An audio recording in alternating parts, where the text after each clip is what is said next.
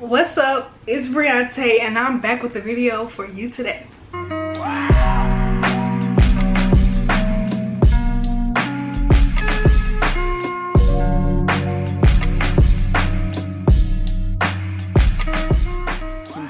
And today I'm going to be doing a video on giving like 8th graders advice, like since they're about to become freshmen, you know how they go if you're not a freshman anymore.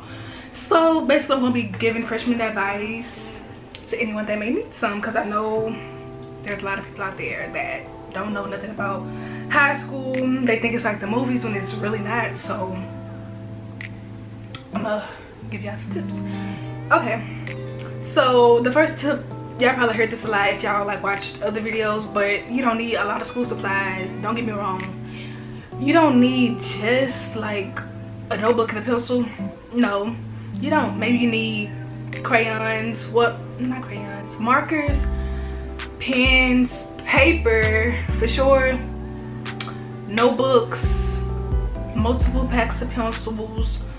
I want to say the little eraser thingies, but don't quote me on that. See, you're not gonna even need all that because I bought this my freshman year. I'm a junior now and I still never used it. It's still in the pack. Yeah, I think it's a pack of glue that I never use. You don't need all that because it's just gonna be sitting there if you don't use it. And yeah, so that's tip number one. You don't need all those school supplies. It's like really unnecessary. You don't want to make your mama spend all that money on you when you're not even gonna use it, when that could go towards your new shoes or your new school clothes and stuff, you know. Yeah, so don't go buying all these school supplies because you're not gonna use them all. Okay, so this is like when you actually in school, like the first day, first week or whatever. You might not know where all your classes at. So what do you want to do? Take a picture of your schedule and set it as your lock screen, because you don't want to be going around that school like this, because you're gonna look like a freshman. So don't do this. Like what is that? Don't do that. Set it as your wallpaper, and I'm telling you, you walking down the hallway like this, nobody gonna suspect nothing, because they just think you're on your phone. So that way you can find your classes easier just by looking at your phone, basically. I'm sorry that I keep looking at my phone actually, because my notes is like right here. So yeah, that's tip number 2. Tip number 3. Okay, you gotta make sure you do this your first week of school. Try to do it like the first few days. If you see a class on your schedule that you don't want to take, get with your counselor and tell them to change it as soon as possible, because you don't want to be stuck with a class that you don't want to be in for the whole entire school year. Because last year I was in 10th grade last year, but I had a class on my schedule that I didn't want to take, and I went to my counselor and asked her if she could change it for me, and she changed it to a class that wasn't that bad. So yeah, if you don't want to be in PE but you want to be in art or something, just get with your counselor and tell her to change it. If she said why, just be like, I don't know, just tell her a reason, tell him or her a reason, and yeah, it should be good. It shouldn't be too much drama. Okay. This is more friend wise. You don't need to go looking for friends. They will find you, I promise you.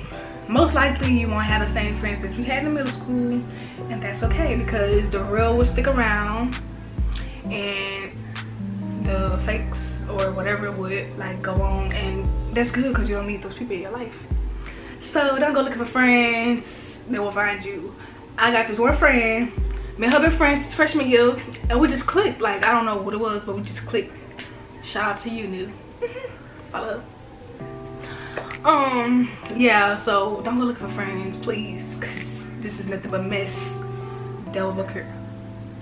Luckily, I ain't never getting no mess because I watched those freshman tips, and that's the one tip that I took real serious, because who got time for mess? Who got time for the B words? Not me. Period. Okay.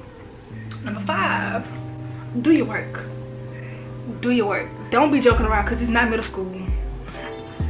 Please, because once your GPA drop, it's gonna be down and it's gonna be so hard to bring it back up.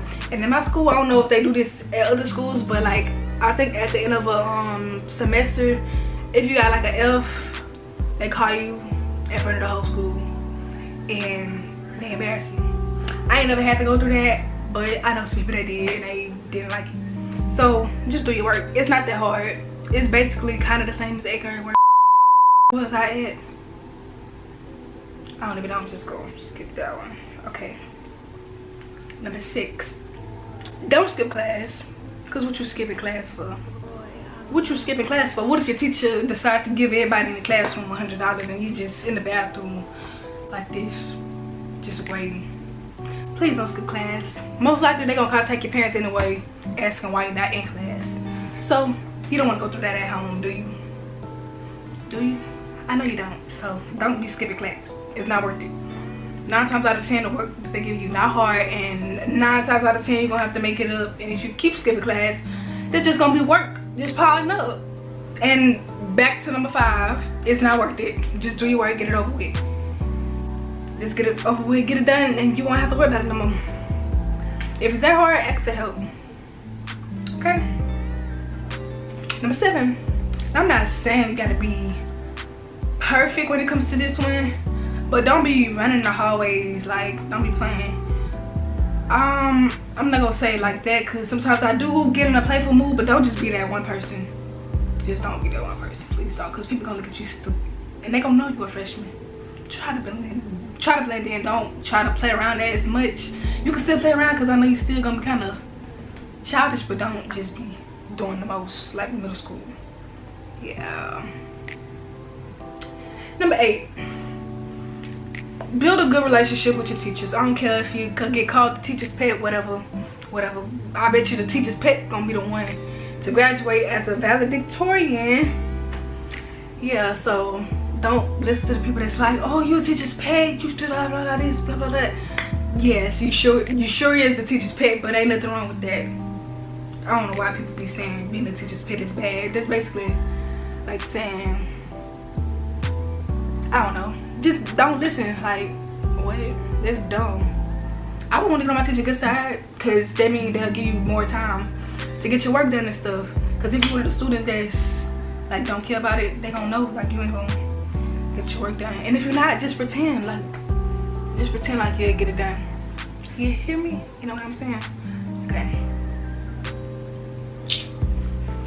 I know y'all probably heard the stuff from middle school when y'all teachers was like, in high school, they're not gonna let that stuff slide. But in reality, this is what the teachers do.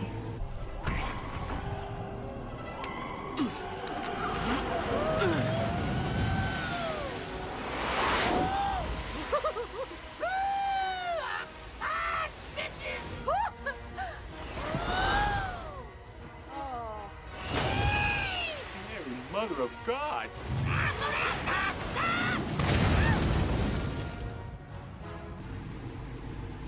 Like, what? They most definitely let stuff slide a lot. Cause last year in 10th grade, my teacher let stuff slide that they shouldn't have let slide. Like, I used to have work that I used to have to make up, whatever, but they let me make it up like weeks later, and I'm so happy. I would have not passed, but I did. So yeah, don't worry about that. They let stuff slide, but they don't mean just not do it knowing that they gonna let you slide, because some teachers might not let you slide and it's just gonna pass. So yeah.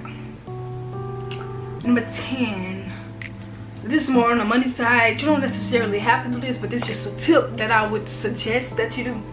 Buy a yearbook, because it's filled with memories, a picture of you and stuff, and you would want to go back and look at those pictures and stuff. Like, now I wish I would have bought a yearbook my freshman year, but I didn't. I'm gonna buy one this year, my 11th grade year.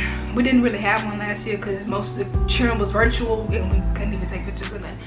But just make sure that you buy a yearbook, because I promise you, in a few years you're gonna regret not doing it. So just buy a yearbook or anything that's good to like look back at when you graduate or anything. Okay, number 11, don't be a bully. I hate bullies. I would like punch you if you like bully somebody in front of me. Like, you never know somebody's situation. Don't be that one person to bring another person down because of something they don't have. I know my school, we wear uniforms, but I know most schools like in different states and stuff don't. And if somebody come to school 2 days in a row with the same thing on, you never know their story. Don't be that person, because trust me, if you around me, I will beat you up. I will beat you up for them. Like, please. That's so immature. And this don't just go for freshmen either. Anybody. Don't be that one person, because it's just sick. Most of these days, kids deal with depression and stuff, and you might be making, like, you might be the 13th reason, so don't be that person, please.